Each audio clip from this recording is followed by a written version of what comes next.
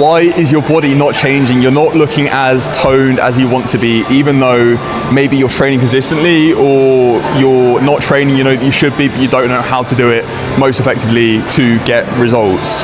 I've been working with my own coach now since January, and there are a few things that I've properly implemented since that time that have completely changed everything for me since I started. So in this video, I'm going to run through all of the things I've been working on since then, what I've kind of changed, and we're going to run through a little push session, and I'll take you through it and talk just through the main things that I've been working on that are hopefully going to help you build more muscle, get more tone, and then also drop the fat and work towards more of the body that you're looking to build.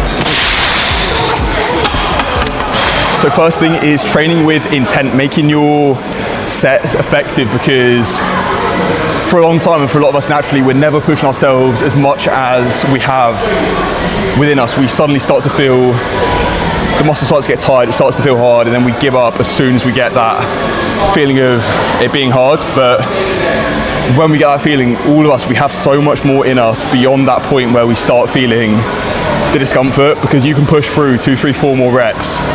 The weight is probably still going to move, and then you want to be getting to that point at the end of the set where physically, like the barbell, it's moving slowly. And if it's something like a bench press, it's good to, if you can have someone behind you to spot you, to make sure, just in case you need the help so you don't get stuck, you're going to push yourself further. But all of us, we have so much more in us generally than we naturally will push ourselves. So start training with more intent, push yourself, push the weight until it's literally barely moving, until it's moving slow, and then you know you're getting yourself close to that failure point, you're giving your body that stimulus, and you're giving your muscles the reason to adapt to the work that you're putting on them. And I think that for me has probably honestly been one of like the simplest things that I've done to physically build more muscle than I ever did for like the years beforehand, where I thought I was putting in effort, I thought I was training hard, but I had so much more in me that I wasn't really tapping into, and admittedly things outside of my control that I thought would mean that I wouldn't be able to get all the effort out of my training that I wanted to. But still, we can do so much more than our minds will let us to do, and it's just about pushing through that, realizing that, and always just training with intent, putting in way more than you think you have in you, because you definitely do have it within you.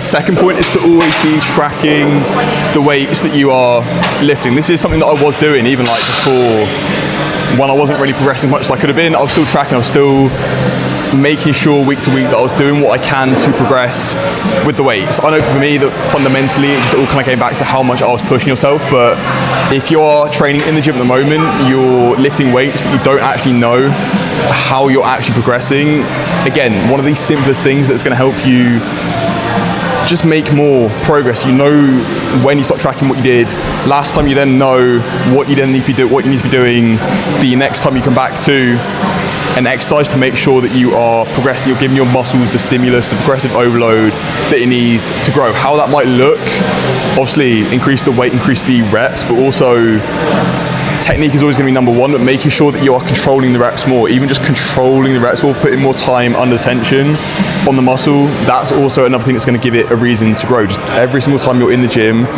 make sure whatever exercise you're doing, you're giving your body some reason to grow and adapt based on the load that you're putting on it. And while we're at it, exercise selection really doesn't matter as much as you might think it does. Obviously some exercises are quote unquote more optimal for working certain muscle groups than others, but most importantly, find the ones that you enjoy, that you're going to stick to, that you're going to push yourself with, and that you feel working the muscle well, and then you're going to want to do it more, you're going to push yourself harder, and then naturally stick to it more over time.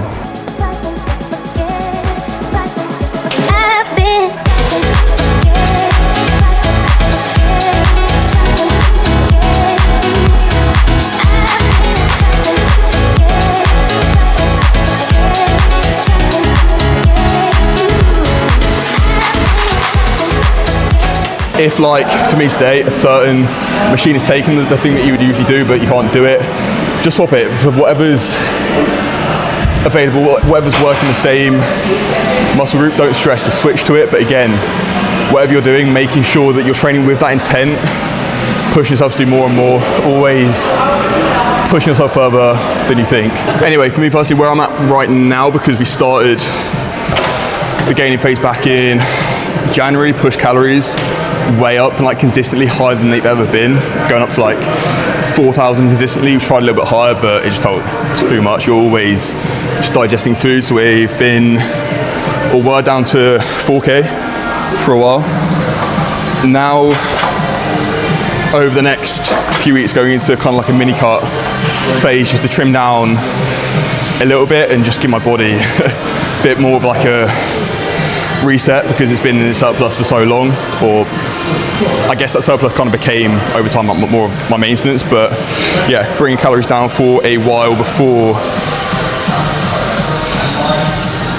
we then look to, again, I imagine push them up further again. But this is the whole great thing with having a coach, where even me, I'm a coach, but I don't want to necessarily think about my own training because I'm programming for so many other people, and it's also hard to give yourself the advice that you probably need to hear. So yeah, it's just nice to have that weight off. And maybe for you, why coach be so beneficial, you're not then having to stress over what you're doing. You might know what to do, but the whole important thing is implementing it, knowing when to adjust the stuff that you are doing. So that's where it's coming so helpful for me right now.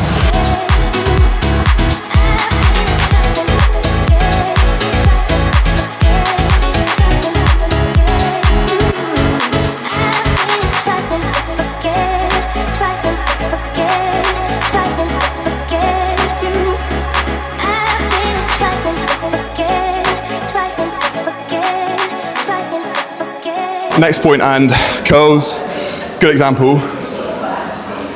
Put your technique first over anything else. I was speaking about this before, but stop swinging your reps. You're going to be recruiting all the muscles that you don't want to be working. You're not then hitting the target muscle as much as you want to be, as much as you could be, and then you're not getting the results that you could be out of your training. So say if it's a curl, you're focusing on your arm going from straight to bent and minimizing any other movement anywhere else in your body. So keeping your core engaged, keeping your glutes engaged, making sure that the only movement, or 99% of it, is at the elbow, and minimizing any other movement. You're going to be hitting the muscle so much more effectively and not using your rest of the body, which you don't want to be working if you're doing curls to hit the biceps.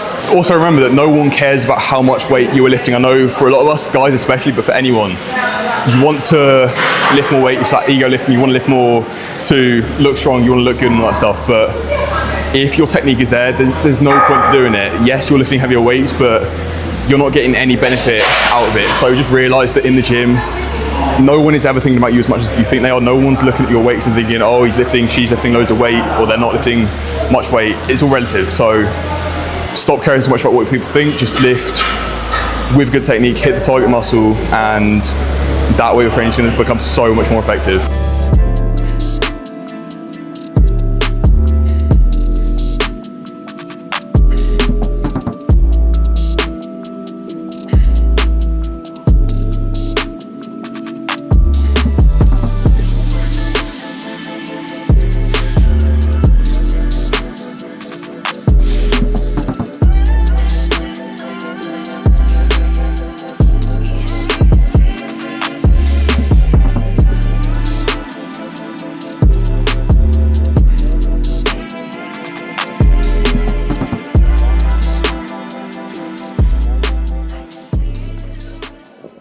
Next point I want to touch on is on recovery, and very important point that a lot of people don't really like don't take into consideration enough, don't really necessarily value enough. And the whole thing, what you're doing within your training sessions, you're putting a stimulus on the muscles, you're forcing them to break down, and then the time when they repair, when they build and grow is in the time when you're not training, which is where recovery comes in so important. And most importantly with sleep, where a lot of us, we know we don't get enough, we know that we can do things to improve it, but a lot of the time we just don't do it, because it applies to me as well. There's so much stuff that I want to get done. Quite often, at least definitely in the past, I would let sleep be like the byproducts, the thing that's kind of optional that I'll do if I have time. And I see this a lot with clients where if you're not making the conscious effort to improve it, naturally you're gonna let other things take over. But as much as we might have other things going on, like external things and other people to deal with and all that stuff, there are 100% things that we can do to improve our sleep. So staying as consistent as you can with that, but then also making sure you give yourself rest days as well, because I know for a lot of people, you always think that doing more is going to lead to better outcomes, but a lot of the time it doesn't, because like I said, your growth is going to come in the time when you are resting and letting your body recover from the stress that you've been putting on it. So it's not always necessarily about doing more, it's about being more effective, training hard when you are training, but then taking the rest when you need it, rather than where it ties into like doing cardio. You're doing cardio all the time, it's kind of this middle ground effort. You're not like fully pushing the muscles to their full potential. Your body's just under constant stress, you're not recovering from it, and then your body's not changing in the way that you want it to. Anyway, I'm gonna round this video out here because my camera is dying, but I hope you got value from it. The probably most important thing is it's not always necessarily about your effort, but it's about your direction, where you're putting it, and how everything that you're doing is lining up with where you want to go, making sure that like everything is aligned with your plan and it's actually getting you with where you want to go. So hopefully you can implement the stuff that you've seen in this video and stuff that we all kind of know what we need to be doing anyway. It's just about like consistently putting it into practice over a long enough period of time. If you do want to learn more about working with me, I'll throw all the links in the description. But if you've got value from it, drop a like, subscribe for more videos like this, and I will see you in the next one.